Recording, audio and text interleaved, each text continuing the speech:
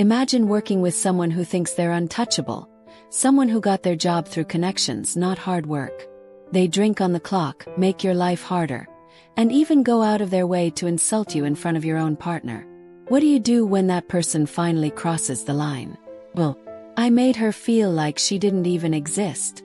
And trust me, the look on her face was worth every second of the wait. If you've ever had to deal with a toxic boss or coworker who thought they were better than everyone else, smash that like button.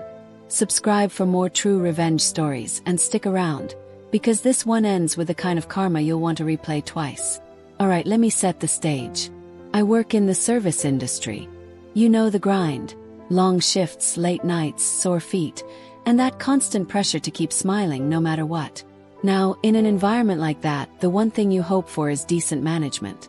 Someone who'll actually lead, support, and, at the very least, not make your job harder. But this woman, let's call her Samantha, was the exact opposite of that. She wasn't really my boss, though she strutted around like one. Technically, she was kind of an assistant supervisor, but really, she was just another coworker who had gotten her position because her bestie happened to be the big boss. Nepotism at its finest. From day one, it was obvious she wasn't qualified. She didn't manage. She didn't supervise. Honestly, she didn't even work. Picture this. Customers coming in, tables piling up, everyone running around in the weeds. And where's Samantha? She's in the middle of the dining room, blasting music so loud it rattled the glasses. And I'm not exaggerating when I say she was literally twerking while on the clock. And the kicker, she was drunk, on the job, reeking of alcohol, slurring her words, laughing at nothing. Over and over again. She was the kind of trust fund kid who never had to earn anything in her life. Her hobbies: drinking at every bar in town, throwing herself at every guy who would give her 5 seconds of attention, and acting like she was the life of the party when really she was just pathetic.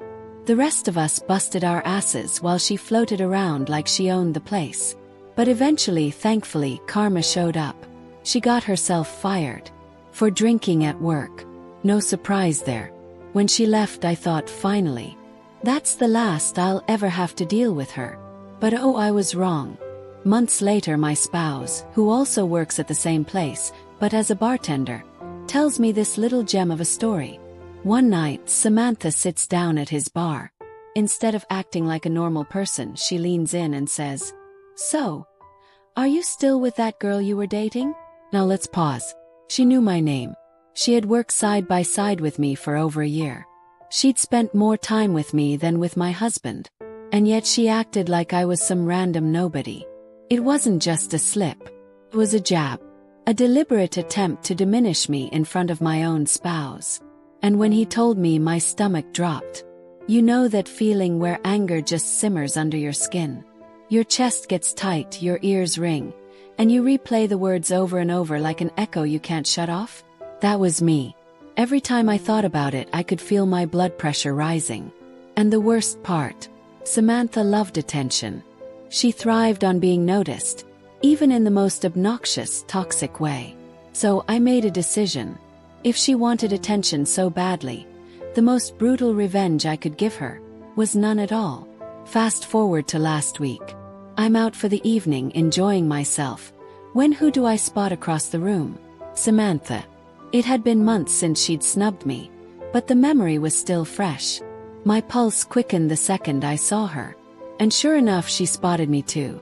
She put on that fake smile, the one that never reached her eyes, and hit me with her usual overly sweet, "Oh hey, my name." Normally, I'd grit my teeth, force a polite hello, and move on. But not this time. This time I was ready. I smiled warmly, looked her dead in the eye, and said, "Oh hey, how's it going? I'm sorry, but I've completely forgotten your name. What was it again?" The effect was instant. Her face fell. It was like watching a mask slip off in real time. For someone who lived off attention, someone who had always strutted around like she was unforgettable, those words cut deeper than anything else I could have said. She stammered, blinked, tried to recover with a laugh. But the damage was done. In that moment, the power shifted. She wasn't the fun, unforgettable party girl. She wasn't the center of attention. She was just invisible, forgettable. And let me tell you, the satisfaction of watching her crumble under that silence. It was better than yelling, better than fighting, better than anything else I could have done. Because the truth was simple. She wanted to matter. And I made sure, at least in my world, she didn't. It's funny, isn't it? Sometimes revenge isn't about grand gestures. Sometimes it's about taking away exactly what the other person craves most. For Samantha, that was attention. For me, the sweetest justice was showing her she'd been completely erased from my memory. If this story gave you that little spark of satisfaction, hit that like button. And tell me in the comments, what's the pettiest but most satisfying revenge you've ever seen? Don't forget to subscribe for more stories where karma serves justice in the best way possible. Until next time, stay strong, stay petty, and remember, sometimes silence is the loudest revenge of all.